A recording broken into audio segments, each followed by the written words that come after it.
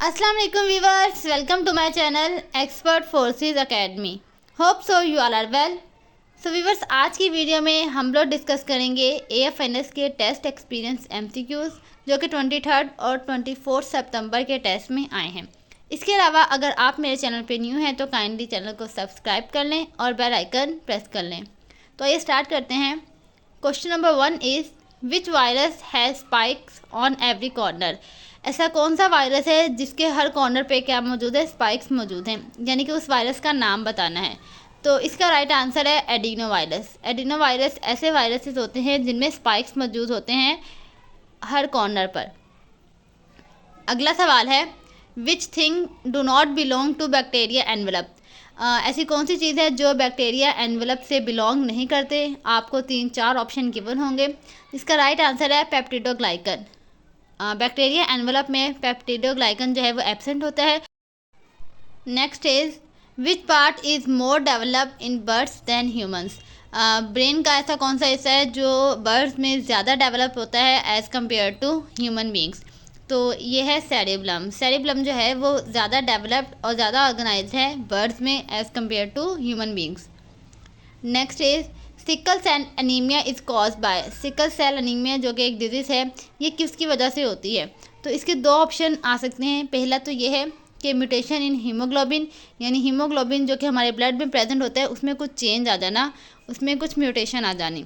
और दूसरा है a change in the gene that test the body to make haemoglobin. अब आपको पता है कि हीमोग्लोबिन क्या है, एक प्रोटीन है और ये कैसे बनती है, जीन्स जो आपको कोड देते हैं उसके अकॉर्डिंग बनती है। तो जीन्स में कुछ चेंज आ जाना जिसकी वजह से हीमोग्लोबिन सही ना बनना और उसमें चेंजिंग आ जानी, म्यूटेशन आ जानी, और इस वजह से क्या हो जाना, सिकल सेल एनीमिया कॉज हो जाना। तो ये दो मैंने लिख दिए हैं। या तो म्यूटेशन इन हीमोग्लोबिन भी लिखा आ सकता है या फिर जीन के अंदर म्यूटेशन आ सकती है जो कि हीमोग्लोबिन बनाती है। अगला सवाल है Celsius degree larger than Fahrenheit by a factor of. Temperature जो कि मेजर किया जाता है सेल्सियस में और फ़ारेनहाइट में, तो इन दोनों में से जो सेल्सियस है वो बड़ा होता है एज़ कम्पेयर टू फ़ारेनहाइट। तो कितने फैक्टर से, तो वो है 9/5। आपके पास अगर सेल्सियस है तो जब आपको उसको फ़ारेनहाइट में कन्वर्ट करना पड़ता है या फ़ारेनहाइट से सेल्सियस में जाना पड़ता है तो आपको उसका फार्मूला याद होगा। उस फार्मूले में 9/5 जो है वो यूज़ होता है। अगला सवाल है pH of trypsin is. Trypsin की पीएच क्या है। तो लास्ट वीडियो में भी मैंने इसका आंसर बताया था और वहाँ पे मैंने बताया था कि अप्रॉक्सीमेटली 8 होती है। लेकिन अगर आपके पास 8 ऑप्शन में नहीं है तो इसकी रेंज जो है वो है 7.8 से लेकर 8.7 तक, यानी इसकी रेंज बताई गई है। तो अगर ऑप्शन में 8 नहीं है, 7.9 है या 8.1 है, इस तरीके का कोई ऑप्शन है तो वो भी करेक्ट होगा। Next is in which cell double membrane is absent. ऐसा कौन सा सेल है या सेल ऑर्गेनेल है जिसमें डबल मेम्ब्रेन जो है वो एब्सेंट होती है। तो यह है लाइजोसोम्स। अगला सवाल है HCN react with formaldehyde, what reaction is this. HCN जो है वो जब फॉर्मल्डिहाइड के साथ रिएक्शन करता है तो कोई ना कोई प्रोडक्ट बनता होगा, लेकिन यहाँ पर आपसे पूछा है कि उस रिएक्शन का नाम बताइए। एडिशन रिएक्शन है या फिर सब्स्टिट्यूशन रिएक्शन है, कौन सा रिएक्शन है। तो ये होते हैं nucleophilic addition reaction. Next is which metal does not react with water. ऐसा कौन सा मेटल है या ऐसी कौन सी धात है जो पानी के साथ रिएक्शन नहीं करती। तो वो है गोल्ड और सिल्वर। Next is what metal burns with a yellow flame. ऐसा कौन सा मेटल है जब वो जलता है तो येलो कलर का फ्लेम प्रोड्यूस करता है। तो वो है सोडियम। अगर सोडियम की जगह उसका सिंबल लिखा हुआ है Na तो ये तो आपको पता ही होगा। तो सिंबॉलिक फॉर्म में भी पूछ सकते हैं और मेटल का नाम भी दिया जाता है। इसके बाद है if atmospheric pressure increases it's effect on sound speed is. अगर एटमॉस्फेरिक प्रेशर जो है वो इंक्रीज़ कर दिया जाए तो इसका क्या इफ़ेक्ट पड़ेगा साउंड की स्पीड पर। तो इसका राइट आंसर है remain constant. Atmospheric pressure increase करने से या डिक्रीज़ करने से साउंड की स्पीड पे कोई भी फ़र्क नहीं पड़ता। साउंड की स्पीड पे जो इफ़ेक्ट पड़ता है वो पड़ता है टेम्परेचर के चेंज की वजह से। अगर टेम्परेचर इंक्रीज़ कर देंगे तो साउंड की स्पीड इंक्रीज़ हो जाएगी, अगर टेम्परेचर डिक्रीज़ कर देंगे तो साउंड की स्पीड भी क्या हो जाएगी, डिक्रीज़। लेकिन अगर प्रेशर जो है उसके इंक्रीज़ या डिक्रीज़ करने से साउंड की स्पीड पे कोई फ़र्क नहीं पड़ता, वो क्या रहती है, constant. Next is unit of frequency, frequency का ऐसा यूनिट क्या है, तो वो है हर्ट्ज़। अगला सवाल है the number of oscillation made by the wave in 1 second is called. तो ये जो है वो फ्रीक्वेंसी की डेफिनेशन है कि जो नंबर ऑफ ऑसिलेशन प्रोड्यूस होती है 1 सेकेंड में, उसे क्या कहते हैं। तो ये है फ्रीक्वेंसी। मैंने दोनों डेफिनेशन आपके साथ शेयर कर दी है। दूसरी डेफिनेशन है the number of waves that pass a given point in 1 second is called frequency. और फ्रीक्वेंसी का यूनिट भी आपको बता दिया, वो क्या होता है, हर्ट्ज़।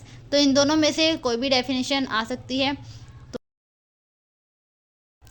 अगला सवाल है what are the 4 hormone in the male reproductive system.